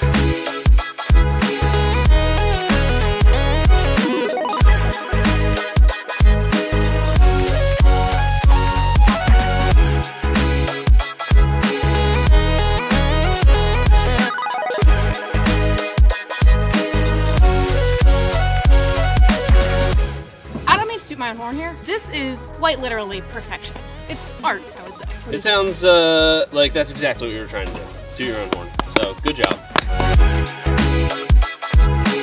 So, we have our kitchen framed all out of ProWood, pressure treated lumber. We also have ProWood plywood, pressure treated plywood. Then we have a layer of house wrap and then a layer of 30-pound felt. So you want 2 weather-resistant barriers, WRBs, on your facade here before you do the adorn stone. And you want to do the 30-pound felt second because if there are any tiny little gaps, it's black so you won't see it.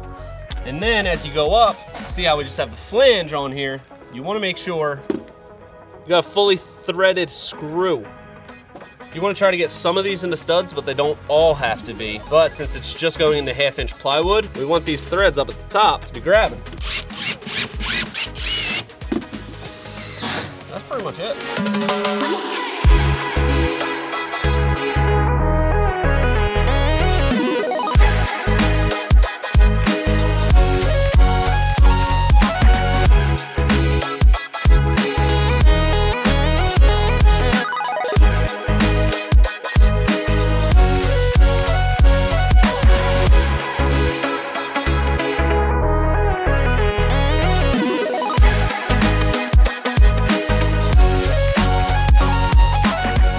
This existing house had a fireplace that's going to be in our addition. They just vented it out back of the wall, and then if we went about finishing it with our UFP edge and everything, you would have this big ugly vent. So we took the initiative to vent it through the roof, and this is what we ended up with.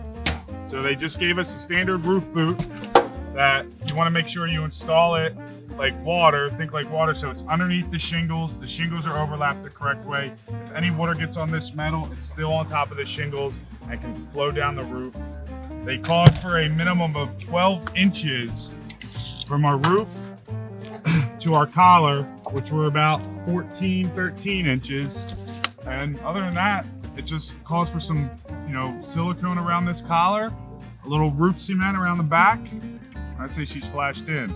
Now downstairs, that bump out we have, we can frame this pipe in and then completely finish it off and you'll never know it was there. Much better. What? Did you know that the people that live in Dubai don't like the Flintstones, but the people of Abu Dhabi do? You get it?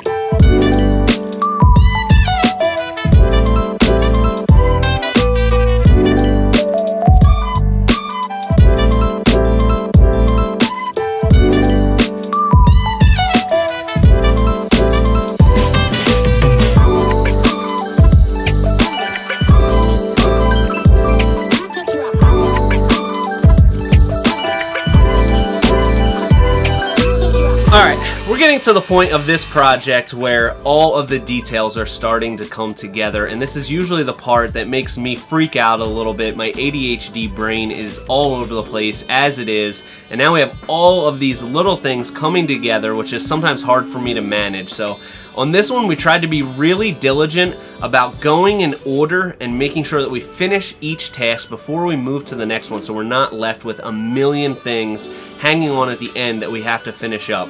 One of the things in particular is We usually wait till the very end of the project to put in all of the plugs around all of the decking and our skirt boards, and it'll take an entire day if you're doing it just at the end. We also made sure to coordinate our deliveries on this one ahead of time so that all of the materials that we're gonna use are here at least a couple days or a week before we need it, because that can lead to jumping to the next thing because you don't have that one piece that you need, and that always creates a whole bunch of extra work at the end when you have to go back and nitpick all of these little details. So we're trying to avoid that here. I think we're doing a really good job, better than we typically do, and it's leading to a lot less stress for me, which is always a plus. This has been just thoughts from me, Sean.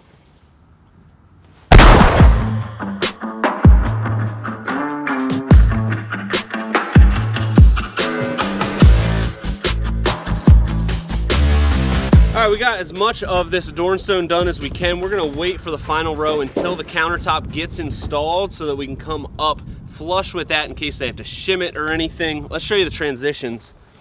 We like to have the Adornstone transition really nice and clean. So we've got this piece of tundra running up. It's overhanging about 2.5 inches. Then our stone on the side can just butt right into it, and you know, there's not a weird transition from Adornstone into the decorators, which we like to do across the whole front because you can see it gives it that nice flat surface for our appliances to go on. Same thing with the fireplace, exterior wall, just about done with that. We have to wait to finish the last little section until we get the Soffit material up in there. But what are we working on now? We're gonna work on flattening this deck out. I'm gonna buzz around this deck. How big is this? About 19 by 26. 19 by 26. I'm gonna buzz around this deck with my trusty planer, a 6-foot level. I'm gonna go around and check for any high spots. Key thing that you guys wanna do is what we do is we grade our lumber before we install it. So we'll pick through, we'll measure the widths of them, and we'll start with our tallest ones. Let's just say they're 9 5/8. And then we'll lay them down to our smallest ones. Let's just say it's 9 3/8. They don't have any like 9 3/8, 9 5/8, 9 3/8. It'll all be running on an even plane. Makes it a lot easier. You don't want to build a piano. You don't want to go crazy. Clean it a little bit, but you don't want to chase. That's pretty much it. So just to be clear, we're not building a piano. Okay, perfect. Because I wasn't planning on that. All right, cool. You got any other tips for us? Not really. Oh, awesome. Well, enjoy the time lapse of him doing this.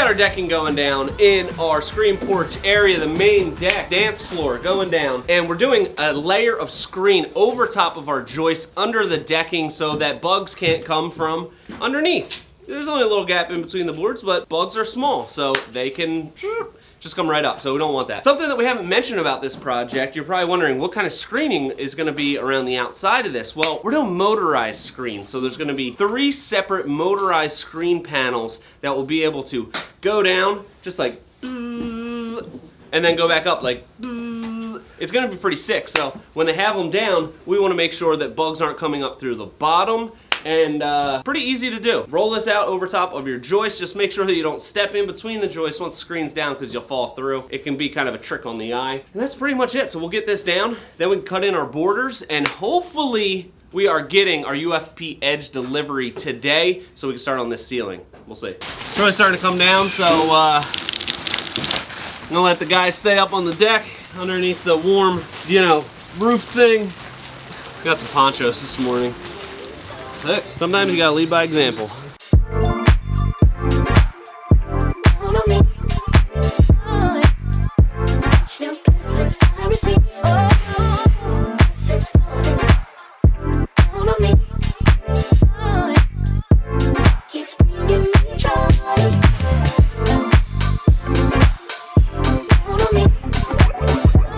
Oh, weird. Look at the time. Tip time with Tony. We all know what this is. This is a carpenter's pencil. The reason they call it a carpenter's pencil is because carpenters use it. But it's also a portable table saw. Check this out.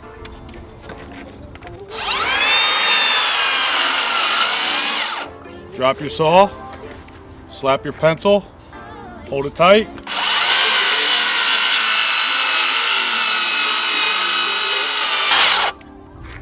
Straight as eggs. The more you know. Bring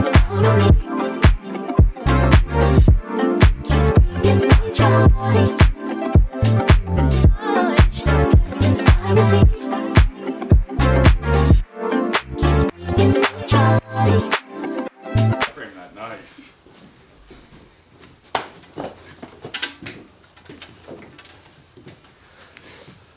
I just want to see what you were doing. Oh, okay.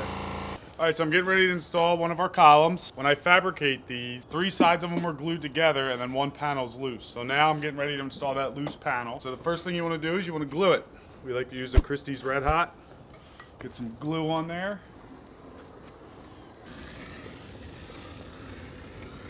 And what's nice about this, since this is all loose, I'm able to manipulate the miter so I can set it real nice and then pin them together.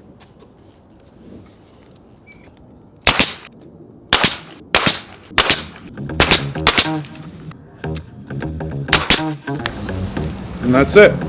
Hey Sean, Hey, what's up? what time is it? Do you know what time it is? Yeah, it's tip time for Tony. That's right, tip time with Tony. So whenever you're putting on that loose piece and you're nailing it together, sometimes your miters won't get perfect. I'm gonna show you a little trick how to kill that. So you wanna take something smooth. I'm gonna use this T15 bit. You wanna wrap it in a towel. And come here, and you just wanna roll that corner.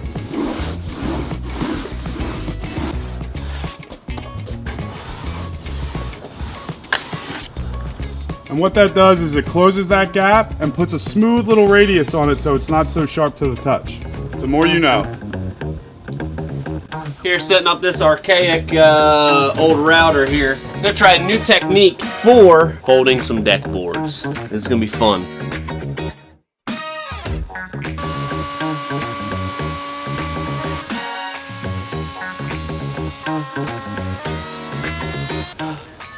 Here is what I'm going to be making. Folded deck board. Look how nice that looks. Looks freaking awesome. We are going to have this little end table kind of armrest, whatever you want to call it, here on the side of our bench. And we're gonna have nice folded miters coming down. And you can see this way, it's not 2 separate boards, it's 1 board and it's folded together. So I did this as a little kind of test piece the other day, get the saw calibrated. And typically when we've done these, we do it with a miter saw and we set the stops on it, and it works really well, but there's a little bit of room for error there with how wide your cut is, everything like that. So we're trying a new thing this time with a 45-degree router bit. Just ran the first one. I think it's gonna work pretty well, so I'll show you how we're gonna do it. All right, so I'm gonna start with the test piece just to mess around with this. He gave me the finger. All right, I'm gonna start out messing around with this with a test piece just to make sure everything is going smoothly. So, what I'm gonna do, put this piece on here as kind of a guide. Is anybody else getting spam calls like so much more lately? Are you? Yeah, please take me off your list. All right, so I've screwed down this as a guide for the router so that I can just run this straight along here. Let's see how that works.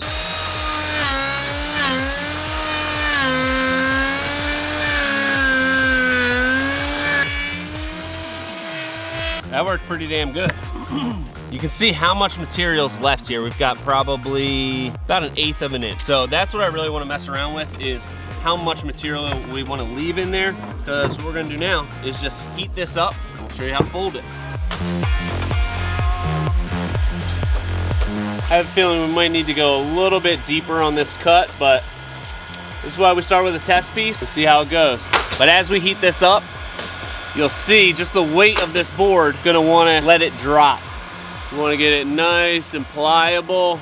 Like I said, we might need to take a little bit more material out of this on the next try, but we'll see.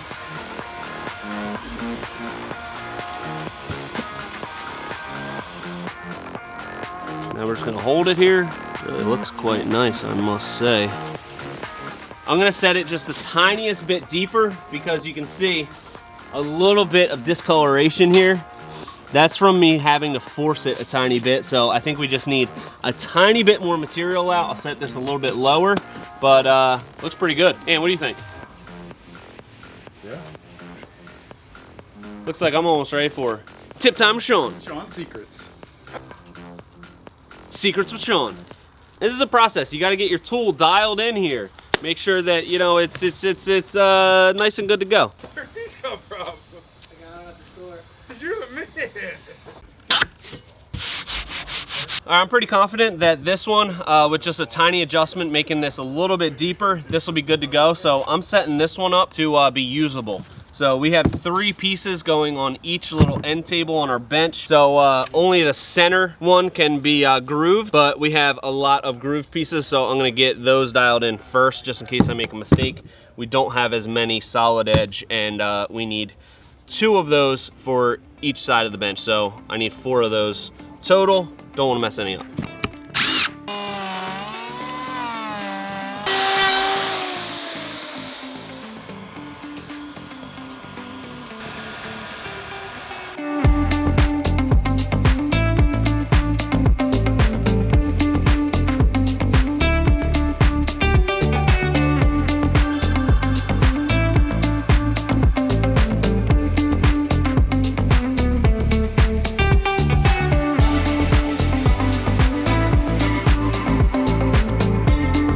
So we got these bent, and you can see we got our first one finished up here basically. A couple more screws to put in. I gotta finish the sides, but check it out.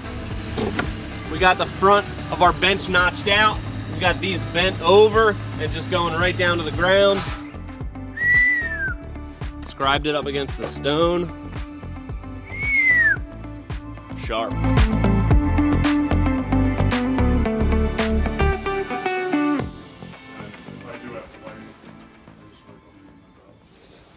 We got a ton of stuff going on trying to tie up all these loose ends. Me and Jose are working on this fireplace, getting the adorn stone going. And what do you got? I'm gonna do all these UFP edge trim pieces we got. We got like a 1x4 UFP edge to match the wall here, this native woods collection. Now we're just gonna run like a base trim. We're gonna do a nice corner. And we're gonna run it up along the ceiling just to kill all those voids. It's gonna look sharp. We also got Catherine working on finishing up these beams that Ant wrapped. Ant, nice job on those. I'm a rapper. That's it. Now, those seriously look amazing. We did primed pine on these, so we're just gonna do a little bit of prep, fill some nail holes, caulk, and then put 2 coats of paint on that, and they're gonna be looking freaking beautiful. I think that with the hemlock, it's sharp.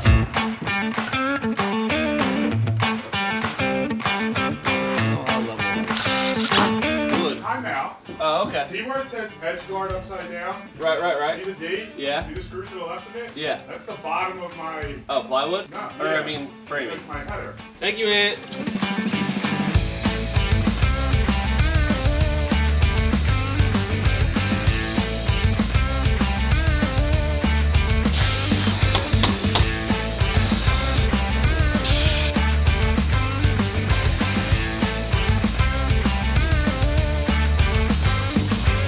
I know we've showed this a couple times before, but we still get questions about it. So the mortarless stone that we're using, the adorn stone, you can see it has this flange that's embedded into the concrete. So we can just go up there. That's what makes it this mortarless system. We can screw through the flange, and then the next piece covers over top of that. So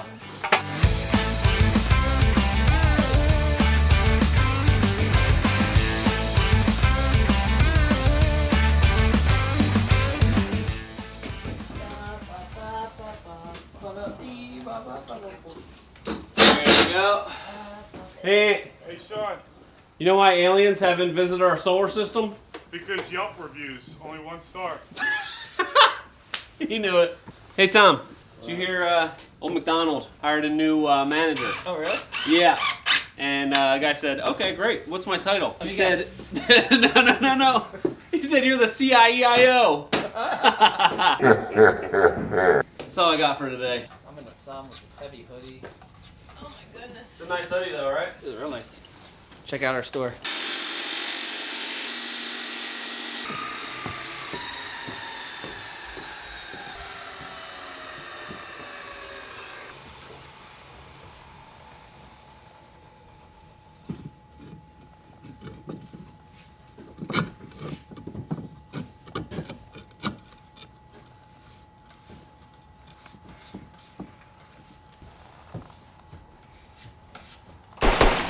Last piece. Looks pretty sick, right? So with the last one, we're obviously cutting that flange off. So we just load the back of this up with PL glue. We try to get it on the flange of the one beneath it. We also throw some up top, but that's just grabbing onto the tar paper. So we want to make sure, for the most part, it's really grabbing onto the metal and the back of this piece.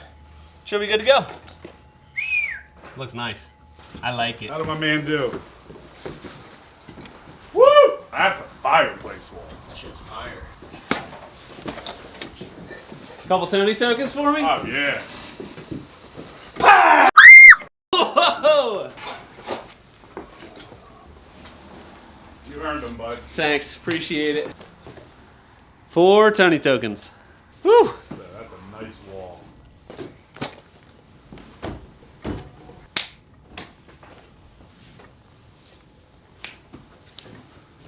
Never had a secret handshake with somebody as cool as you.